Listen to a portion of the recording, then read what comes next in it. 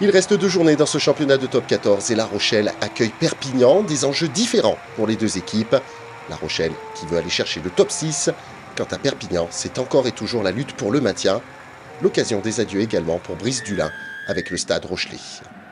Et le coup d'envoi de la rencontre est donné par Antoine Astoy. Coup d'envoi court pour venir mettre tout de suite la pression sur l'équipe catalane. Après 4 minutes de jeu, les Catalans perdent ce ballon. La lutte est intense. La Rochelle passe une nouvelle fois par le sol. Et monsieur l'arbitre intervient car les Rochelais se sont mis à la faute. C'est Perpignan qui fait la course en tête grâce à cette pénalité de Tommaso Alan, 3-0. Mais La Rochelle trouve vite la marche avant. Fort d'un avantage, Grégory Aldrit s'approche de la ligne d'en but. Et dans un deuxième temps, c'est Tawera Kerbarlo qui trouve la faille. La Rochelle prend l'avantage et mène 5-3 après 9 minutes, puis 7-3 avec la transformation d'Antoine Astoy. À la 23e minute, les Rochelais veulent commencer à faire des différences et vont obtenir une pénalité. Antoine Astoy donne un essai transformé d'avance à son équipe. La Rochelle mène 10-3. Sur le coup de pied de renvoi, les Rochelais récupèrent le ballon dans leurs 22 mètres. Boudouan essaye de repartir et s'approche de la ligne des 22 mètres pour finalement se mettre à la faute.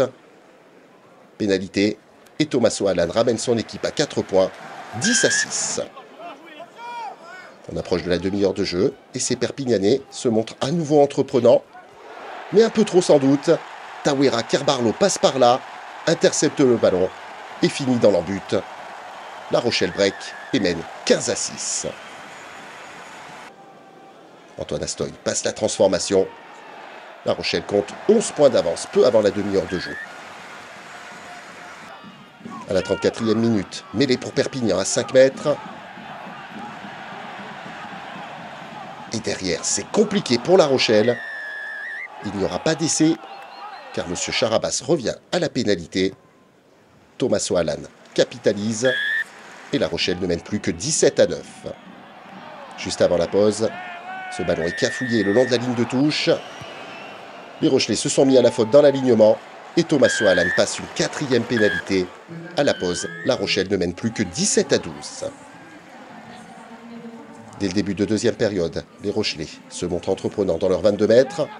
Antoine Astoy passe au sol.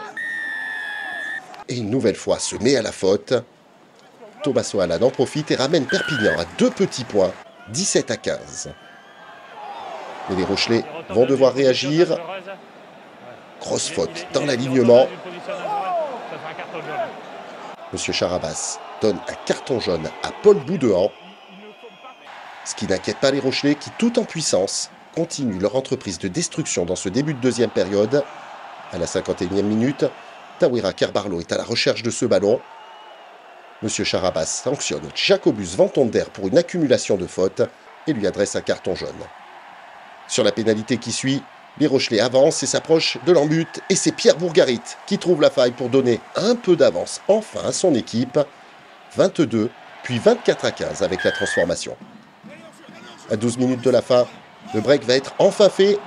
Dilinitz récupère ce jeu au pied. Le ballon reste vivant. Pierre Bourgarit approche de la ligne d'en but. Kerbarlo colle bien au ballon pour donner de la vitesse au jeu. Et dans un deuxième temps, c'est Thierry Paiva qui trouve la faille. 29-15 en faveur de La Rochelle.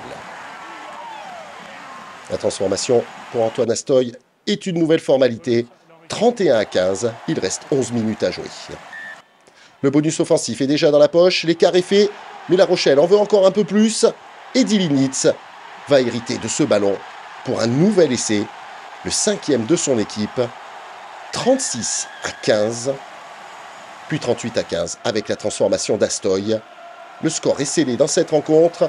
Winnie Antonio peut dégager en touche. La Rochelle s'impose avec le bonus offensif et reste dans la course pour le top 6. Quant à Perpignan, c'est toujours et encore la grande bagarre dans le bas du classement.